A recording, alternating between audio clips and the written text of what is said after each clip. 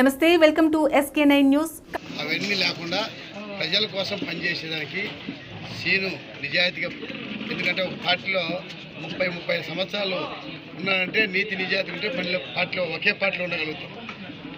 ఈ కాలం ఎట్టుందంటే నీతి నిజాయితీ లేదు, ఆ పక్క పార్టీ ఈ పక్క పార్టీ మారుతారు, డబల్ గేమ్లు ఉండే వాళ్ళందరూ. ఈ నీతి నిజాయితీగా ఒకే పార్టీలో చేసిండు. ఈరోజు రవీంద్రాడి ఉన్నటువంటి మన బిఎన్సీ సీను గారు మన అందరం కలిసి మనం సొంత మండలము సీను కానీ సుబ్బారెడ్డి కానీ పోల్రెడ్డి కానీ మన ప్రజలకు అందుబాటులో ఉండి ప్రతి సమస్యను పరిష్కరించి మీకు అందుబాటులో ఉండే రకంగా మేము చూసి ఈరోజు ఒకరోజుగా పునాది శాశ్వతమైన ఉండాలి, మేమందరం కలిసిమెలిసి చేయాలి. డిఎల్ రవీంద్ర గారు కూడా చెప్పింది అంటే అందరూ శాశ్వతంగా మీరు అభివృద్ధి చేసుకోవాలని చెప్పి ఆయన కూడా సలహా ఇవ్వడం జరిగింది.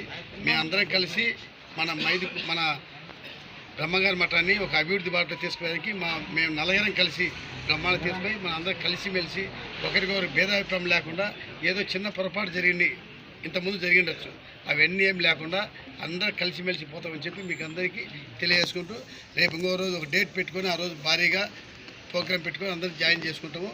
ఈరోజు జస్ట్ కలిసిపోయేదానికి వచ్చాము. మన సీను గారికి ప్లస్ మన ప్రజలకందరికీ కూడా ధన్యవాదాలు తెలియజేసుకుంటాం.